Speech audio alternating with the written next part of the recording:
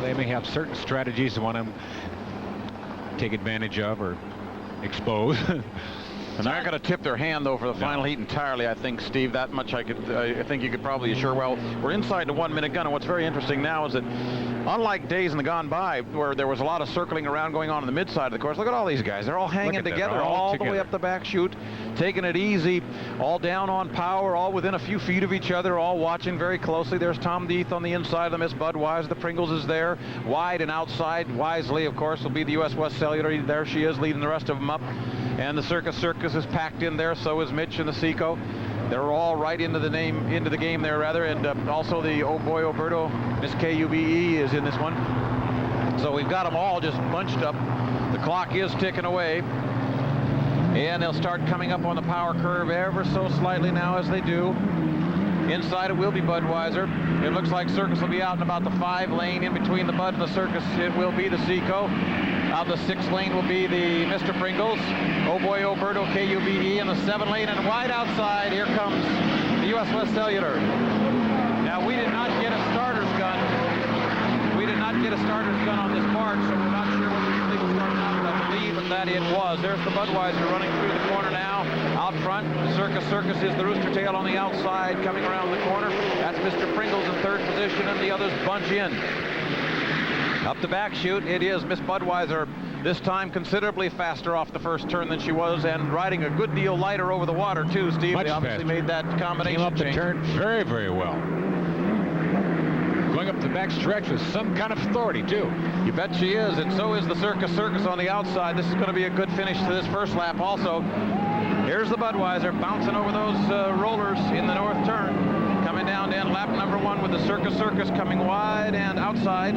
Staying a safe distance back, but also strong. Here's your lap speed, 135.5 for the Budweiser and 126.6 for the lap for the Miss Circus. The Pringles in 3rd place. And the real jewel now is for 4th, and there are 3 boats in it. And they are all running strong. The Oh Boy Oberto KUBE, the U.S. West Cellular, as well as the Seco Aviation Fuels. They're all 3 going in that south turn side by side. Look at there, now they're scrambling up.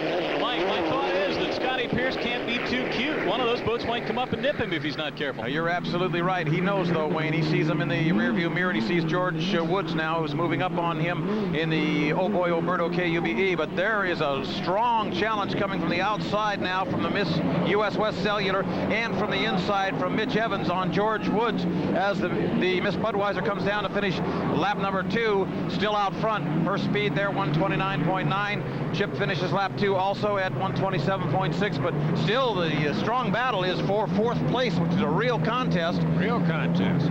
We've got the Mr. Pringles coming down to finish lap number 1, or lap number 2 rather, with a speed of 115. But here's the real circus now.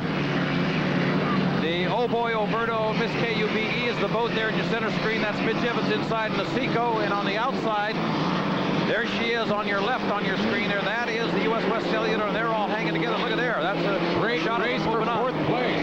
Tremendous race. This is a real battle because these 4th place points are very, very important going into the final heat now for these boys.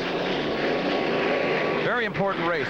Out of the north turn now, Miss Budweiser continues to lead approximately by 500 feet over the Miss Circus. Here she comes down to finish the lap. Speed on this for the Bud, 125.7. Circus holding the pressure on at 129.1, actually faster than the Budweiser. Chip closed the interval between 1st and 2nd, just about a half a second there, which is quite a bit of distance. He has closed it down. Pringles is in a safe 3rd place position at this point, and it appears that the Oh Boy Oberto Miss KUBE is also in a very safe 4th place position now, having beaten off the challenge of both the U.S. West and the Seco's Aviation Fuel. But it is the Seco still working on the U.S. West, though, in that north turn, keeping it interesting for the battle for 5th and 6th. 115.7 now for the Mr. Pringles. Nice, strong, steady speed. The roller action in that north turn there as Miss Budweiser comes through is mean. Oh, but she is riding over it far, far better than she did in her first appearance on this race course. Head comes down. Whoa! Almost stuffs there as she comes down to take lap number 4 at 131.9. The Circus is keeping up the pace at 131.6. They're hanging right in there. Now Now Tommy has had to back down the throttle going into the turn, and Chip is starting to move up on him. Third place overall, still Mr. Pringles at a good distance. Now they're coming into traffic, and Chip has started to move up on the Budweiser now on the south turn. Chip senses he might be able to cause some trouble for Tom DeAth. Up the back chute now on lap number 5 with traffic, with slower boats ahead of them. That's Chip Hanauer on the extreme outside of your screen there on the right, trying to Close make a in move. ground, too. Look at Chip come. The crowd senses it, and they love it. Chip's outside of him. All right, lots of traffic in this turn now. It'll be the Budweiser trying to hold Chip wide to the outside. It looks like he will be successful in doing that. There's Chip sliding outside. He's going to have enough, it doesn't appear, to be able to take the Budweiser to the finish line, but he's going to make it close of it. All right, here's Budweiser going to get the checkered flag to win Heat 2B at 122.8, and Chip comes across at 123.2, so he gave it a strong pitch, but it wasn't enough. In the meantime, we still have boats racing out there. In third place overall, 3/4 of the way up the back chute, it is the Mr. Pringles. And that battle continues between Todd Garling and Mitch Evans. And that's for 5th place. There's a struggle going on out there that isn't going to give up until it comes to the line. All right, third place overall coming out of the north turn. That's this boat, Mr. Pringles. And Scott continues to drive conservatively, right where he wants to be. He will make the final heat. Expect some real action out of this boat next. And I think he has to like the ride. Steve Reynolds has been a good one for him. Yeah, it has been. He did just what he wanted to do. He wanted to run conservatively, get a feel for the adjustments they made to the boat, get the information back to the crew. Oh boy, Oberto, KUBE, finishes 4th now with a final lap of 110.4. And here comes Todd Yarling. He will get scored 5th overall. Doesn't have a wing, doesn't have a tail, doesn't have a cowling, and doesn't have a prayer for the final heat, but he does have a victory over Mitch Evans, and this is a moral victory for Todd Yarling, who almost didn't get a chance to race this afternoon because of that traffic jam accident he had in the first heat today. Did finish, but then went dead in the water and is drifting on the front chute. You're seeing... There's Ron with Tom. Take it, Ron. Tom, we're on live now with KIRO. Tell us about the run. You got ahead. You had the 135 for the first lap, and then Chip tried to catch up with you. Well, it was the water was a little better that heat, and the Miss Budweiser ran a lot better that heat, so we won. We're real glad about that. So you're happy about the changes you made in the engine and that sort of thing? Right. The combination seems to be okay now.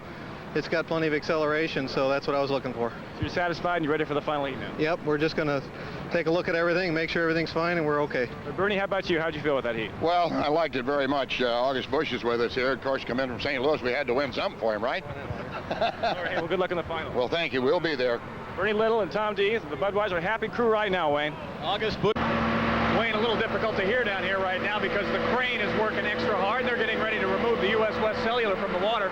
But let's turn to Chip Hanauer, Circus driver. Chip, a little more of a horse race that time. You came up 2nd place to the Miss Bud, but you looked like you were gaining ground at the end. Yeah, we were. I thought I could get him at the end, but I came this close to blowing the boat over again. There was some lapping traffic up there. I thought, great, you know, I'm gaining on him and I'll get him pinned in there with that lap traffic. And all of a sudden the boat got up in the air and I thought, oh no, here we go, Syracuse all over again. And by the time I got it back down and got the engine back up to speed, it was too late. Now you only have literally a split second to make a decision like that. It's the experience that lets you know when to put on that throttle and when to pull off of it. You knew, though, immediately that you were starting to take a little air and get ready to go? Well, no, I actually got beyond that point, and I'm just lucky I got the boat back. And I just got too aggressive again, and I just got to remember to back my aggressiveness off a half a click. And because it's not worth, you know, winning an elimination heat is not worth blowing the boat over backwards. So just a good reminder to me that I got to take her easy. Well, now what happens in the final to race to stay up with the Bud? Do you have to continue to push that end, stretch that envelope? I do. You know, they got a better boat and they're faster, but I can't do that. I mean, I've got to run this boat where it's safe to run it, and if they go by us, they go by us. And if that's 1st or 5th, I got to live with it because you just can't get another one upside down this year. For a man who almost went flying, you're pretty calm right now. Well, you do it enough years. I just got to learn from it. I got to sit myself down in the truck and say, Chip, you know, get your priorities straight. Do the best you can with what you got and leave it at that. We'll let you go sit yourself down. Chip, thanks for stopping by. Thank you, Steve. Wayne? All right.